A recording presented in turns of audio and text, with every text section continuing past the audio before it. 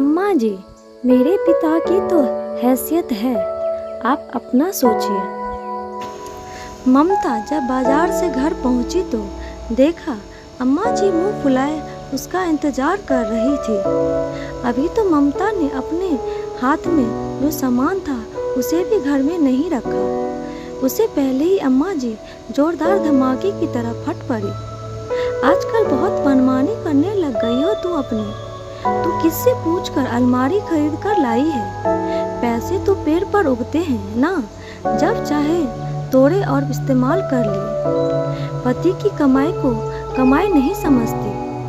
पति के लिए बिल्कुल दया भाव नहीं है। बेचारा कुल्हू के बैल की तरह कमाता रहता है और उसे देखो महारानी की तरह उड़ाती रहती है। ममता इस बात के लिए तैयार थी। उसे पता था कि अम्मा जी जरूर चिल्लाएगी, इसीलिए जवाब ना देकर चुपचाप सामान ले जाकर एक तरफ रख दिया और रसोई में आकर चाय बनाने लग गई। चाय बनाते समय उसे अपनी शादी के बाद का वो दिन याद आ गया जब वो विदा होकर इस घर में आई थी। उसके माता पिता ने उसे काफ़ी अच्छा दहेज देकर विदा किया था। घर गृहस्थी का सारा सामान दिया था ताकि उनकी बेटी का कोई कमी महसूस ना हो। जब रात को उसे उसकी ननद कमरे में ले कर गई तो उसने देखा कि कमरे में एक पुराना पलंग है और 2 पुराने से बक्से रखे हुए हैं। उसने सोचा कि शायद उसका नया बेड, अलमारी और ड्रेसिंग बाद में कमरे में अरेंज कर दी जाएगी, इसीलिए उसने किसी से कुछ नहीं कहा। जब दूसरे दिन रसोई की रस्म के बाद वो पग फेरों के लिए अपने घर गई तो उसे तब भी लगा था कि उसका सामान उसके आने तक उसके कमरे में शिफ्ट कर दिया जाएगा। जब वो दूसरे दिन पग फेरों की रस्म पूरी करके घर वापस आई तब भी उसका सामान खोला नहीं गया था। 2-3 दिन इसी तरह से और निकल गए। आखिरकार जब सभी रिश्तेदार चले गए तो उसने अपने पति काशी से पूछा, सुनिए, मेरा बेड, अलमारी और ड्रेसिंग टेबल कमरे में कब शिफ्ट होगी? मैं भी अपना सामान अरेंज कर लूं। अभी तो पूरा सामान बिखरा पड़ा है। फिर अगले महीने दीदी ननद की भी तो शादी है। उससे पहले सामान अरेंज हो जाए तो अच्छा है। सुनकर काशी चुप रह गया और कमरे के बाहर जाने लगा। इतने में अम्मा जी कमरे में आ गई और आते ही बोली, बहू, मैं तुझसे कुछ जरूरी बात करने आई हूँ। अब तू इस घर की सदस्य है और तुझे तो पता ही है कि अगले महीने तेरी ननद की शादी है। अब बेटा 2 शादी का खर्चा हो गया है। अभी तुम्हारी शादी हुई है और 1 महीने बाद तुम्हारी ननद की शादी होगी। मैं सोच रही हूँ कि उसका दहेज क्यों खरीदूँ। तुम्हारा इतना दहेज आया है तो इसी में से जरूरी सामान दे देती हूँ, इसीलिए अभी तक तुम्हारा सामान नहीं खोला है। ममता ने अम्मा जी की बात सुनकर काशी की तरफ देखा तो काशी ने अम्मा जी से कहा, माँ, एक काम करते हैं, अभी गुड़िया को कम दहेज दे देते हैं, बाद में जब फुर्सत होगी तो तीज त्योहार पर कुछ न कुछ दे देंगे। पर ममता का सामान उसके माता पिता ने भी तो बड़े अरमान के साथ उसे दिया है, उसे रहने दो। काशी की बात सुनकर अम्मा जी तुनकते हुए बोली, अरे ऐसे कैसे? अपनी बहन को कम दान दहेज के साथ विदा करेगा? उसके ससुराल में उसका क्या मान रह जाएगा? लेकिन अम्मा, मेरी बात तो सुनो, ममता को भी तो इस सामान की ज़रूरत है। हाँ, तो मैं कब मना कर रही हूँ? ममता के लिए हम बाद में और खरीद लेंगे ना, मना थोड़ी ना कर रही हूँ।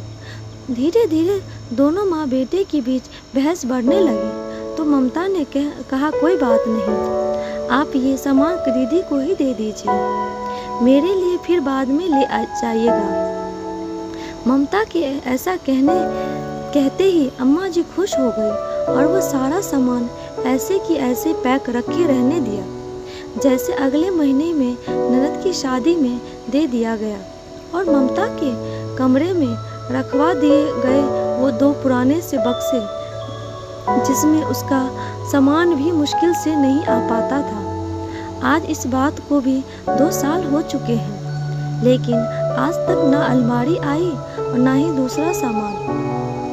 कई बार ममता कह चुकी, लेकिन अम्मा जी हर बार टांग अड़ा देती। इसीलिए इस बार ममता ने काशी से पैसे लेकर बिना अम्मा जी को बताए खुद ही जाकर अलमारी बुक कर दी।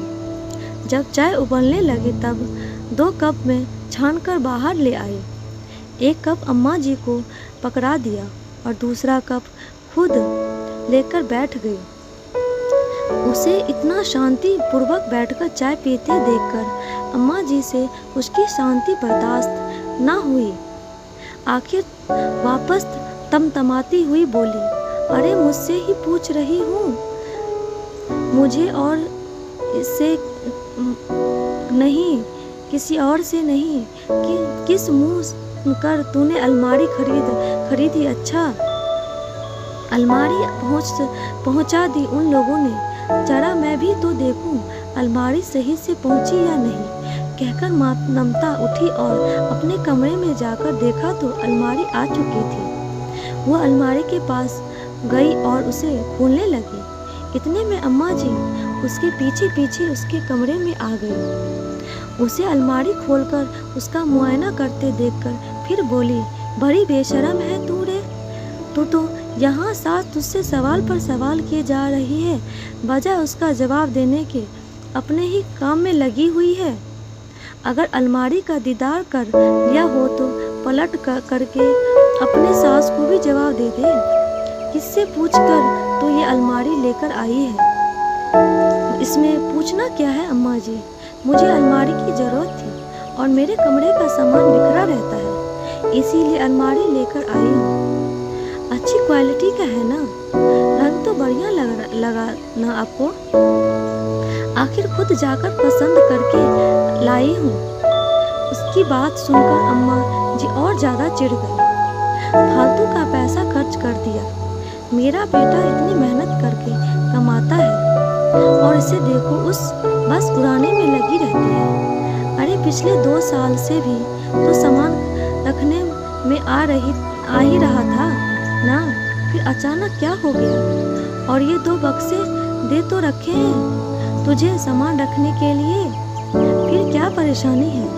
उनकी बात सुनकर ममता ने कहा, इन बक्सों में मेरा सामान नहीं आता अम्मा जी, मुझे अलमारी की ज़रूरत थी इसीलिए लेकर आई हूँ। अम्मा जी अभी भी हार मानने को तैयार नहीं थी, बस अपनी ही रो में बोलने लगी, सामान क्या मुफ्त में आता है, क्या पैसे नहीं लगते। इसके जो मुंह उठाकर चल दी अलमारी खरीदने के लिए, और भी आई।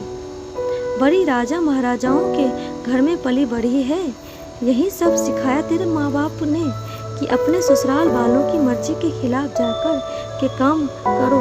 अब तो ममता के भी सिर के ऊपर जा रहा था। उसने पलटकर कहा कीजिए अम्मा जी, आपके बेटे की कमाई में से अलमारी क्या खरीद ली, आप तो मुझे सुनाई जा रही हैं। क्या मेरे पति की कमाई पर मेरा थोड़ा सा भी हक नहीं। अलमारी की मुझे कितनी ज़रूरत है, सिर्फ मेरा अकेले का तो सामान नहीं है, आपके बेटे का भी सामान होता है, उसे कहाँ रखूं। और क्या कह रही हो आप, सामान पैसों से आता है तो मेरे दहेज का सामान भी पैसों से ही आया था, जिसे उठाकर अपनी बेटी की शादी में दे दिया और मुझे पकड़ा दिए 2 पुराने से छोटे छोटे बक्से। खुद का पैसा बचाने के चक्कर में मेरी ज़रूरतों को आपने एक तरफ कर दिया, जबकि मेरे कमरे में एक भी अलमारी नहीं थी। फिर भी मैं चुप रही, लेकिन आज तो आप मेरे माता पिता तक पहुंच गए। हाँ, किसी राजा महाराजा से कम नहीं है मेरे माता पिता।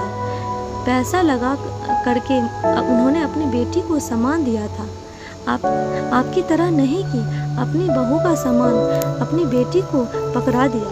कहकर ममता अपने काम में लग गई और अम्मा जी अपना मुंह सा बना लेकर बाहर आ गई। पता था कि अब बहू मुंह खोल चुकी है। अगर अम्मा जी एक बोलेगी तो वो 10 सुनाएगी, और वो 10 की 10 बातें कड़वी होगी, क्योंकि वो सच बोल रही है। और रही बात बेटे को बताने की, तो वह भी उसी का साथ देगा, क्योंकि बेटे ने उस समय भी बहुत मना किया था कि अम्मा दहेज कम दे देते हैं, पर बहू का दहेज बेटी को मत दो। पर बेटी की ससुराल में झूठी शान रखने के लिए आखिर बहू का सारा दहेज उन्होंने ज़बरदस्ती अपनी बेटी को दे दिया। दोस्तों, आपको ये कहानी कैसी लगी कमेंट बॉक्स में ज़रूर बताइएगा, और लाइक शेयर सब्सक्राइब ज़रूर कीजिएगा। Thank you.